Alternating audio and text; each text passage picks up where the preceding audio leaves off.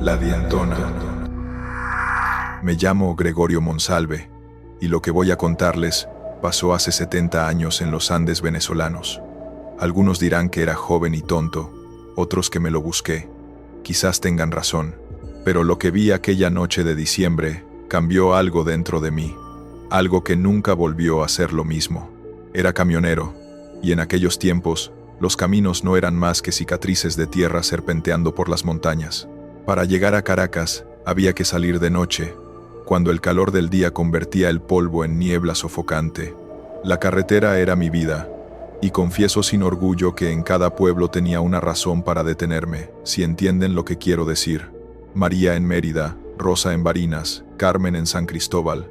Mi esposa en casa nunca supo de ellas, o eso creía yo. Aquella noche de diciembre salí más tarde de lo habitual. Había estado bebiendo aguardiente con unos amigos en La Grita, celebrando no sé qué tontería que ya no recuerdo. El reloj marcaba las 11 cuando finalmente arranqué el motor de mi viejo Chevrolet del 49. Era un camión noble, ese camión, con su cabina verde desteñida y su carrocería que protestaba en cada curva. Lo conocía mejor que a mí mismo. Te vas a arrepentir, Goyo me había dicho el viejo Eusebio cuando me vio subir a la cabina. Estaba sentado en la puerta de su cantina, fumando un tabaco que iluminaba su cara arrugada en la oscuridad. En diciembre los espíritus andan sueltos por estos caminos, especialmente a medianoche. Me reí de él. Yo no creía en esas historias viejas. Fantasmas, espantos, aparecidos, puras invenciones para asustar a los niños. Yo era un hombre de mundo. Había recorrido esos caminos cientos de veces. ¿Qué podía pasarme que no hubiera visto ya? El camión subía despacio por la carretera que bordeaba el abismo. A un lado, la montaña se elevaba como un muro negro contra el cielo estrellado. Al otro, la nada. Solo oscuridad cayendo hacia el valle, tan profunda que los faros del camión no alcanzaban a iluminar el fondo. El motor rugía en segunda velocidad, luchando contra la pendiente. Conocía cada curva, cada piedra de ese camino, o eso pensaba. La luna estaba llena esa noche, colgando sobre los picos como un ojo pálido que todo lo veía. Su luz plateada hacía que los frailejones parecieran figuras humanas agachadas junto al camino. Más de una vez me habían dado un susto esas plantas, cuando el cansancio me jugaba malas pasadas y creía ver gente donde no la había. Eran las 11:50 cuando vi el primer letrero que advertía sobre la curva del diablo, así la llamaban los lugareños. Una horqueta cerrada, donde más de un camión había terminado en el fondo del barranco. Reduje la velocidad y puse toda mi atención en el camino. El viento había empezado a soplar desde el valle, trayendo consigo un aire helado que se colaba por las rendijas de la cabina. Fue entonces cuando la vi. Al principio pensé que era un frailejón especialmente grande, o quizás un animal que se había perdido en la carretera, pero a medida que me acercaba, los faros del camión revelaron la silueta inequívoca de una mujer. Estaba de pie en medio del camino, completamente inmóvil, vestida de blanco de pies a cabeza. Su vestido era largo, anticuado, del tipo que usaban las mujeres hace décadas. El viento lo hacía ondear suavemente, pero ella permanecía quieta como una estatua. Pisé el freno suavemente. El camión se detuvo a unos 5 metros de ella. Mi primer pensamiento fue de preocupación genuina. ¿Qué hacía una mujer sola en este camino, a esta hora de la noche? Podía haberla atropellado. Bajé el vidrio de la ventanilla y asomé la cabeza. «Señorita, ¿se encuentra bien? ¿Necesita ayuda?» Ella no respondió. No se movió siquiera. Estaba de espaldas a mí, mirando hacia adelante, hacia la curva del diablo que se perdía en la oscuridad. Su cabello negro caía liso por su espalda, tan largo que casi tocaba el suelo. Había algo extraño en su inmovilidad, algo que no podía definir pero que hizo que un escalofrío me recorriera la columna. Toqué la bocina. El sonido retumbó en las montañas, regresando en ecos cada vez más débiles. La mujer no reaccionó. Apagué el motor. El silencio que siguió fue absoluto, pesado, como si la montaña misma estuviera conteniendo la respiración. Me di cuenta de que no se oía nada, ni grillos, ni el viento entre los frailejones, ni el murmullo del río que corría en el fondo del valle. Solo silencio, un silencio que parecía vibrar en mis oídos. Abrí la puerta del camión y bajé, dejando el motor apagado pero los faros encendidos. Mis botas golpearon la tierra del camino con un sonido sordo. El frío me golpeó de inmediato. Un frío que no era normal para diciembre en los Andes. Era un frío húmedo, pegajoso, que se metía bajo la ropa y tocaba la piel directamente. «Señorita», llamé de nuevo, dando unos pasos hacia ella. «Está perdida. Puedo llevarla al pueblo más cercano». Finalmente, ella se movió, pero no se giró hacia mí. En cambio, levantó lentamente un brazo y señaló hacia adelante, hacia la curva del diablo. Su mano era pálida a la luz de los faros, casi transparente. Cuando habló, su voz era tan suave que tuve que esforzarme para oírla. «Lléveme», dijo simplemente. No sé por qué, pero algo en mi interior me gritaba que volviera al camión y me largara de ahí. Pero era joven y tonto, como dije antes, y además, nunca había dejado a una mujer en apuros, especialmente una que parecía necesitar ayuda.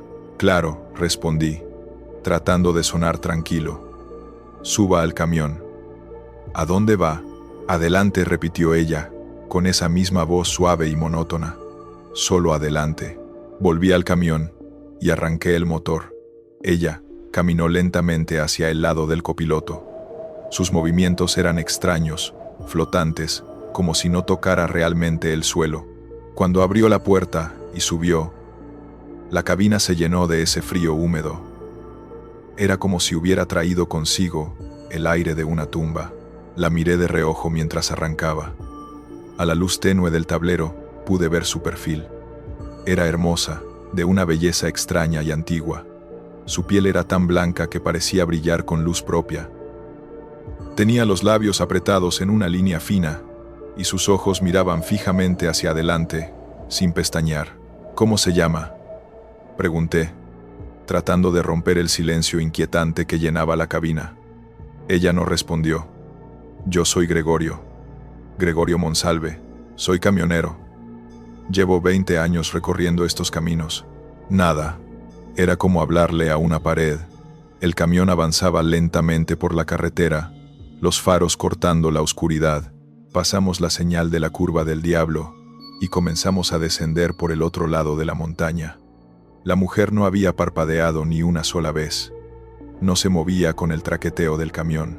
Era como llevar a una estatua de mármol en el asiento del copiloto. «Hace mucho frío esta noche, ¿verdad?», intenté de nuevo. Mi voz sonaba demasiado alta en el silencio. A veces en diciembre el clima se vuelve loco en estas montañas. Una vez estuve atrapado en una nevada cerca de Mucuchíes. Pensé que no iba a... «¿Tienes familia?», me interrumpió ella. Su voz seguía siendo suave, pero había algo en ella que me heló la sangre. Era la pregunta de alguien que ya conocía la respuesta. «Sí», respondí, sintiéndome extrañamente culpable. «Tengo esposa y 3 hijos en Mérida». «¿Los quieres?». «Claro que sí», dije, aunque las palabras sonaron huecas incluso para mis propios oídos. Pensé en María, en Rosa, en Carmen, en todas las mentiras que había dicho, todos los viajes que había extendido sin razón real. La mujer giró lentamente su cabeza hacia mí.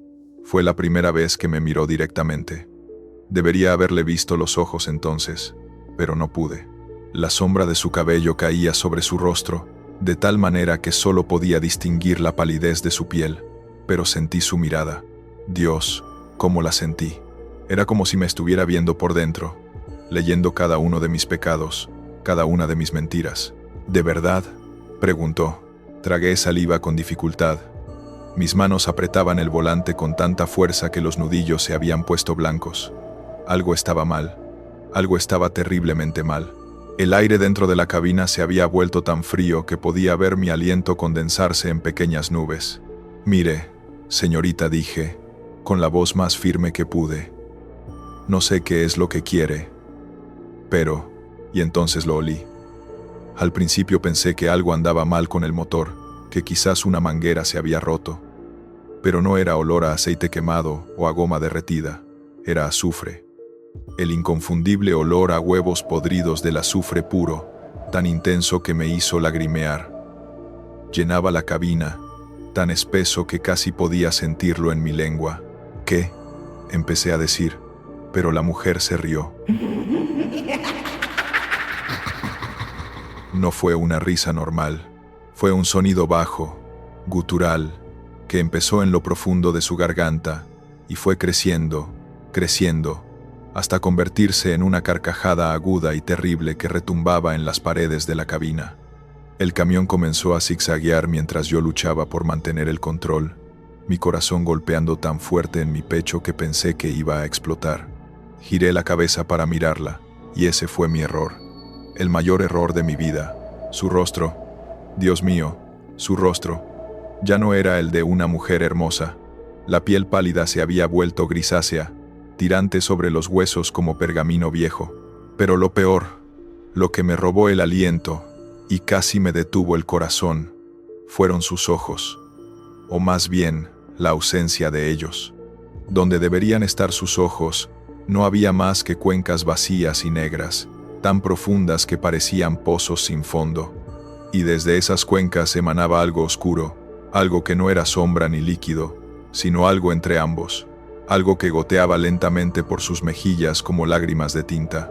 Su boca se abrió, y seguía abriéndose, más de lo humanamente posible, y de ella emergieron los dientes. Dios santo, los dientes. Eran enormes, amarillentos, más largos que dedos, afilados como cuchillos de carnicero. Salían de sus encías en ángulos imposibles, apilándose unos sobre otros, demasiados para caber en una boca normal. Algunos estaban rotos, otros manchados de algo oscuro que preferí no identificar. La risa continuaba, cada vez más fuerte, más aguda, resonando no solo en mis oídos sino dentro de mi cabeza, vibrando en mis huesos. Ella se inclinó hacia mí, y esos dientes, esos horribles dientes, se acercaron a mi cara. Podía sentir el olor de su aliento, un hedor a carne podrida y tierra mojada de cementerio. Grité como nunca había gritado en mi vida. Pisé el acelerador a fondo, sin razón, sin pensar, solo queriendo alejarme, escapar. El camión rugió y saltó hacia adelante, pero mis manos ya no controlaban el volante. Estaban temblando, resbalándose con el sudor que brotaba de cada poro de mi cuerpo. La cosa que había sido una mujer extendió su mano hacia mí. Sus dedos eran largos, demasiado largos, y las uñas negras terminaban en puntas afiladas. Rozó mi brazo, y fue como si me tocara con hierro al rojo vivo. El dolor me atravesó como un rayo. Solté el volante instintivamente, llevándome la mano al brazo. El camión se desvió. Todo pasó en cámara lenta después de eso. Vi la curva acercándose demasiado rápido. Intenté girar el volante, pero era demasiado tarde. Las llantas delanteras salieron del camino, mordiendo el aire. Sentí esa sensación de ingravidez, ese momento horrible cuando sabes que ya no hay nada bajo ti, que estás cayendo. La última imagen que tengo de ella es esa boca imposible abierta en una sonrisa, esos dientes apilándose y sobresaliendo en todas direcciones, y esas cuencas vacías mirándome sin ojos. Luego el camión voló por el aire, sobre el barranco. El impacto fue brutal. El metal crujió como papel arrugado. El parabrisas estalló en 1000 pedazos. Sentí algo rompiéndose dentro de mí. Costillas, quizás. Tal vez más. El camión rodó una vez, 2 veces, golpeando contra rocas y árboles. Cada impacto me sacudía como una muñeca de trapo. Perdí el conocimiento por momentos. Volvía en sí solo para sentir otro golpe, otro crujido de metal retorciéndose. Y durante todo ese tiempo, en medio del caos y el dolor, la oía, su risa, esa risa terrible que parecía venir de todas partes y de ninguna, resonando en la oscuridad mientras caía. Cuando finalmente me detuve, el silencio fue casi tan terrible como la risa había sido. El camión había quedado volcado sobre su lado, colgaba precariamente de un árbol a mitad del barranco. Podía ver el valle muy abajo, las luces lejanas de un pueblo brillando como estrellas caídas. Entre yo y esas luces había solo oscuridad y una caída de cientos de metros. Estaba atrapado en la cabina. Mi pierna izquierda estaba aprisionada bajo el tablero retorcido. Cuando intenté moverla, un dolor cegador me atravesó. Rota, definitivamente rota, tal vez en varios lugares. Sentí algo cálido corriendo por mi frente. Sangre, mucha sangre. La puerta del copiloto, ahora sobre mi cabeza, colgaba abierta. La mujer había desaparecido, o la cosa que había sido una mujer. En la luz tenue de la luna, que ahora se filtraba entre las ramas del árbol, pude ver que no había nada más en la cabina que yo y mi miedo. Traté de gritar pidiendo ayuda, pero solo salió un gemido débil de mi garganta. El camión crujió y se deslizó unos centímetros más abajo. El árbol que nos sostenía no aguantaría mucho más. Podía oír las raíces protestando, la tierra cediendo poco a poco. El frío era intenso. Me invadía desde los pies, subiendo lentamente por mis piernas, mi torso, como si la muerte misma estuviera trepando sobre mí. Pensé en mi esposa, en mis hijos, pensé en María, y Rosa y Carmen, y por primera vez en mi vida sentí una vergüenza tan profunda que dolía más que todos mis huesos rotos juntos. Y entonces la oí de nuevo. Su voz, suave como la primera vez, susurrando desde la oscuridad del valle. Gregorio Monsalve, dijo, y mi nombre en sus labios sonaba como una sentencia. Te veo, Gregorio, veo cada mentira, cada traición, cada noche que pasaste en brazos que no eran los de tu esposa mientras ella esperaba tu regreso. No susurré, las lágrimas mezclándose con la sangre en mi rostro. Por favor, no. Los hombres como tú, continuó la voz, ahora viniendo de todas partes a la vez, rodeándome, los hombres que juegan con los corazones de las mujeres como si fueran juguetes, los que prometen y mienten, los que traicionan y vuelven a casa como si nada. A esos los cazo yo, a esos los encuentro en los caminos oscuros, cuando están solos, cuando nadie puede oírlos gritar, lo siento, gemí, lo siento mucho. Si me dejas vivir, lo juro, cambiaré. Volveré con mi familia, seré fiel, seré un buen hombre. La risa volvió, pero esta vez más suave, casi melancólica. ¿Cuántas veces has hecho esa promesa, Gregorio? ¿Cuántas veces has jurado cambiar y al día siguiente has vuelto a tus viejos hábitos? Los hombres como tú no cambian, no pueden. Está en su naturaleza, como el escorpión que pica, aunque eso signifique su muerte. El camión se deslizó otro poco. Ahora podía sentir cómo el árbol se rendía, cómo las últimas raíces se soltaban de la tierra. Me quedaban segundos, quizás un minuto si tenía suerte. Pero esta noche, dijo la voz, y ahora sonaba directamente detrás de mi cabeza. Esta noche te daré algo que no he dado a muchos. Te daré una oportunidad, una sola oportunidad. Algo frío tocó mi hombro. No me atreví a girar la cabeza, no podía soportar ver esos dientes de nuevo, esas cuencas vacías. Si sobrevives esta noche, susurró en mi oído, si logras salir de aquí vivo, cumplirás tu promesa. Volverás con tu esposa y le contarás todo. Le pedirás perdón de rodillas. Y nunca, nunca más mirarás a otra mujer con deseo. Serás fiel hasta el día de tu muerte. ¿Me entiendes? Sí, dije. Sí, lo haré. Lo juro por Dios. No jures por Dios, respondió ella, y había algo de humor oscuro en su voz. Jura por mí, jura por la dientona, porque si rompes tu promesa, Gregorio Monsalve, volveré, no importa dónde estés, no importa cuánto tiempo pase. Volveré por ti, y la próxima vez no habrá segunda oportunidad. Te llevaré conmigo a la oscuridad, y tu alma será mía por toda la eternidad. Lo juro, dije, sollozando ahora sin control. Lo juro por ti, por la dientona. Nunca romperé mi promesa.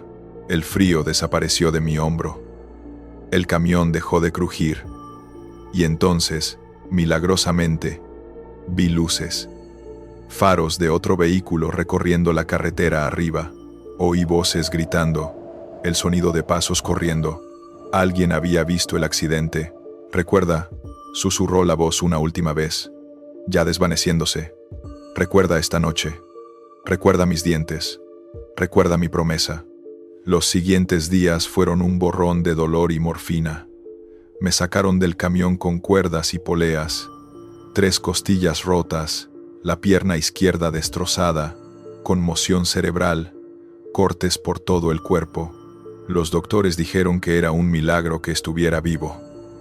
El árbol había sostenido el camión justo lo suficiente para que llegara la ayuda. Unos minutos más y habría caído al vacío. Cuando finalmente pude hablar con coherencia, traté de contarles lo que había pasado. La mujer de blanco, sus dientes, sus ojos vacíos, me miraron con lástima. Trauma, dijeron. La mente juega trucos cuando está bajo tanto estrés. No había habido nadie más en el camión, ninguna mujer. Las marcas en mi brazo, donde ella me había tocado, las describieron como quemaduras por fricción del impacto. Pero yo sé la verdad. Todavía tengo la cicatriz en mi brazo, 5 marcas donde sus dedos me tocaron. Se niegan a desaparecer, sin importar cuántos años pasen.